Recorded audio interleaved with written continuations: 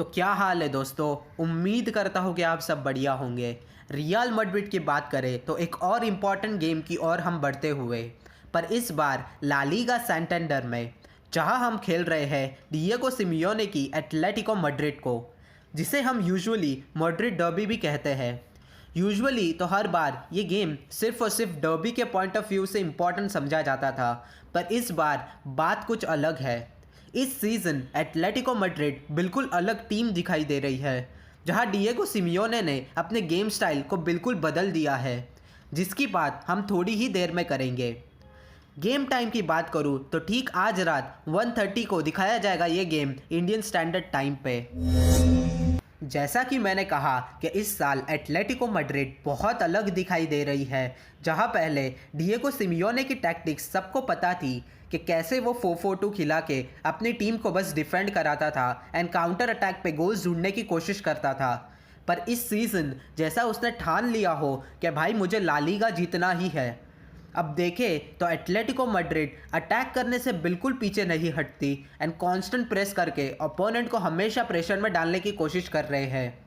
ज़रा league table पे देखा जाए तो अभी वो टेबल को टॉप कर रहे हैं विथ 26 पॉइंट्स, एंड वही हम टेबल के 4th पोजीशन में है विथ 20 पॉइंट्स।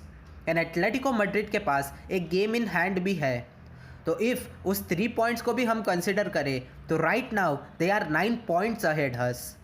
इसीलिए इफ़ मैं इस गेम को हमारे लिए टाइटल डिसाइडिंग कहूँ तो बिल्कुल गलत नहीं होगा।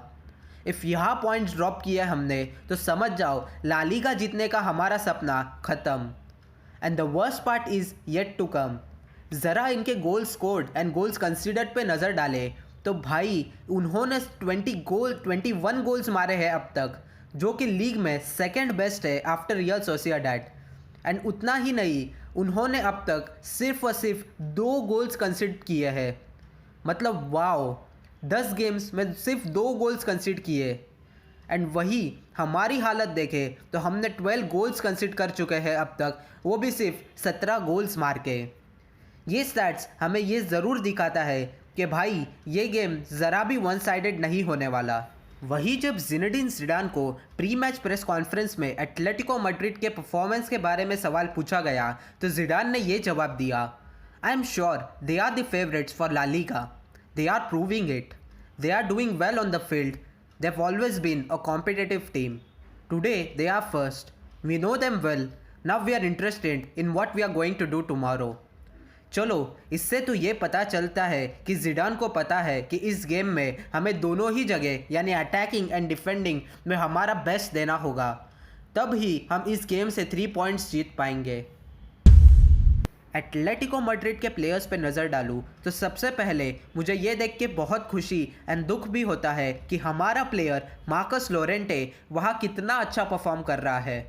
कहा वो रियल मैड्रिड में एज अ CDM यानी सेंट्रल डिफेंसिव मिडफील्डर खेलता था, पर डिएगो सिमियोने ने भाई को स्ट्राइकर बना दिया है एंड इस सीज़न वो कॉन्टीन्यूसली गोल में अपना कंट्रीब्यूशन देते आ रहा है। वही जब मार्कस लोरेंटे को एक इंटरव्यू में सवाल पूछा गया उसके ट्रांसफ़र पे, तब उसने ये जवाब दिया कि I was clear that I had to leave Real Madrid, when Atletico's offer arrived I didn't hesitate, now things are going very well for me, I am very happy. When a player has minutes, he grows up, he becomes a better player, and that's what is happening to me now. इसके अलावा the former Barcelona striker Luis Suarez भी है जिसे अपने आप को proof करना है। बार्सिलोना के अगेंस्ट तो वो कोविड के वजह से खेल नहीं पाया, इसीलिए वो इस गेम में सुपर मोटिवेटेड होगा गोल स्कोर करने में। और वही याओ फेलिक्स भी काफ़ी अच्छे फॉर्म में दिखाई दे रहा है इस सीज़न, जहां वो अब तक 5 गोल्स मार चुका है। उसी के साथ साथ कैरेस को भी इस सीज़न काफ़ी सही परफॉर्म कर रहा है एंड हमारे राइट बैक को आज बहुत काम करना होगा कैरेस्को को रोकने के लिए। एंड जैसा हमने बार्सिलोना के अगेंस्ट देखा कि एक मिस्टेक एंड कैरेस्को ने गोल मार दिया था, तो आज रियल मैड्रिड को इसका खास ध्यान रखना होगा। बाकी तो एज़ यूजुअल कोके, साउल, यॉन ओब्लैक वगैरह किसी तारीफ़ के मोहताज नहीं। स्क्वाड लिस्ट पे हम नज़र डालें तो आज सिर्फ अच्छी ही खबर है आप सब के लिए कि Fede Valverde is back in the squad. मैं बता नहीं सकता कि हमने इसे कितना मिस किया। बाकी देखा जाए तो जिडान के पास अपना पूरा डिफेंस अवेलेबल है इस गेम के लिए, पर मिडफील्डर्स में मार्टिन ओडेगार्ड अब भी बाहर है अपनी इंजरी के वजह से। पर कल वो ट्रेनिंग में इंडिविजुअली बॉल के साथ ट्रेनिंग करते दिखाई दिया। सो होपफुली नेक्स्ट मैच तक या फिर नेक्स्ट टू नेक्स्ट मैच तक वो स्क्वाड में ज़रूर वापस आ जाएगा। वही जब हम अटैकर्स में नज़र डालें तो हज़ार्ड, योविच, मारियानो सभी के सभी बाहर है अपनी अपनी इंजरीज़ के वजह से। खुशी की बात यह है कि एडन हज़ार्ड कल बॉल के साथ ट्रेनिंग करते दिखाई दिया। सो होपफुली वो भी टीम को जल्द ही ज्वाइन कर ले।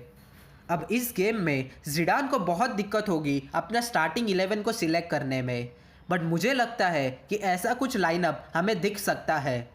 फॉर्मेशन वाइज तो आई थिंक 4-3-3 जाना ही बेस्ट होगा, क्योंकि लास्ट 2 गेम्स में हम यही फॉर्मेशन से खेले थे एंड बहुत अच्छा रिजल्ट हमें दिखाई दिया था। गोलकीपिंग में तो ऑफकोर्स टिबोट कोर्टुआ तो स्टार्ट करेगा ही। टिबोट कोर्टुआ इस गेम के लिए अलग ही मोटिवेटेड होगा, क्योंकि एटलेटिको मैड्रिड के लिए वो पास्ट में खेल चुका है। अब डिफेंस की बात करें तो सबसे पहले जिडान के लिए ये दिक्कत की बात होगी कि राइट बैक में स्टार्ट किससे कराए, वास्क्वेज या फिर करवाहल।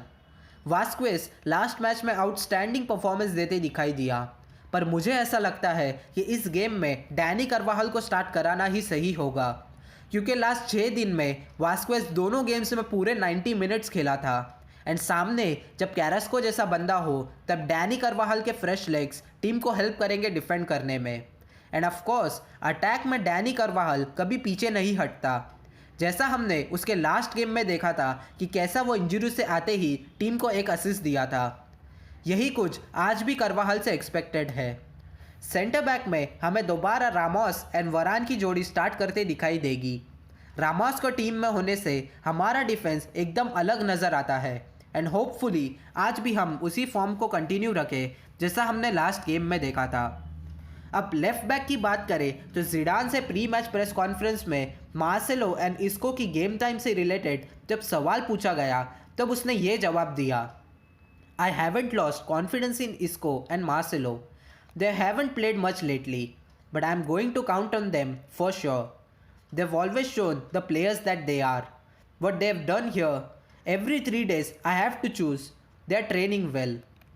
अब इस जवाब को सुन के मुझे ऐसा लगता है कि हम इस गेम में मार्सेलो को स्टार्ट करते देख सकते हैं, क्योंकि अब रामोस भी टीम में वापस आ चुका है एंड जैसे लास्ट गेम हमने मेंडी को आगे खेलते देखा था उसी तरह कुछ हम मार्सेलो को भी खेलते देख सकते हैं।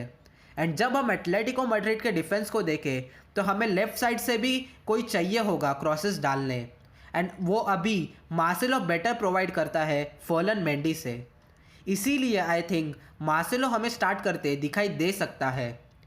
वही मिडफील्ड की बात करें तो दोबारा हमें क्रूस, कैसेमीरो एंड लूका मॉड्रिच की जोड़ी स्टार्ट करते दिखाई देगी। वेल्वर्डे अभी अभी इंजरी से वापस आया है, इसीलिए आई थिंक वो स्टार्टिंग 11 में तो नहीं होगा, पर हाँ सेकेंड हाफ में वो ज़रूर आएगा as a substitute for Luka Modric, क्योंकि मॉड्रिच को हर गेम में पूरे 90 मिनट्स खिलाना काफ़ी रिस्की होगा। फ्रंट 3 की जब हम बात करें तो आई थिंक हमें वही front 3 of Vinicius, Benzema and Rodrigo start करते दिखाई दे सकते हैं। रॉड्रिगो से एक्सपेक्टेड है कि इस गेम में वो अपना फॉर्म को कंटिन्यू रखे एंड बेंजीमा को ऐसे ही क्रॉसेस डालते रहे एंड विनीशियस से ये एक्सपेक्टेड है कि भाई मार्सेलो के साथ मिलके टीम को अटैक में हेल्प करें। भाई जब सामने यॉन ओब्लैक जैसा बंदा खड़ा हो एंड वो भी ऐसे फॉर्म में, तब हमारे अटैकर्स पे और प्रेशर बन जाता है कि वो जैसे तैसे बॉल को बैक ऑफ द नेट पहुंचाए। सो प्लीज़ आई होप कि विनीशियस अपने ड्रिबलिंग एंड स्किल्स के चक्कर में इजी चांसेस ना मिस कर दे एंड वही बेंजीमा अपने लास्ट गेम की तरह ही क्लिनिकल दिखाई दे। हमें आज अटैक एंड डिफेंस दोनों ही जगह इक्वली फोकस करना होगा एंड हाँ भाई प्लीज़ डिफेंस में कुछ हगना मत यार। सच बताऊँ तो आई फील जिडान हमें इस गेम से 3 पॉइंट्स ज़रूर ला के देगा and my score prediction is 1-0 real Madrid, जहाँ करीम बेंजीमा स्कोर शीट पे दिखाई दे सकता है। तो आपको क्या लगता है कि क्या ये गेम रियल मैड्रिड अब एटलेटिको मैड्रिड को हरा देगी? आप भी अपने थॉट्स कमेंट्स में लिखकर ज़रूर बताएं, वो भी अपने अपने स्कोर प्रेडिक्शंस के साथ। So thank you so much for watching and as always Hala Madrid. खत्म। Bye bye, tata, goodbye, गया।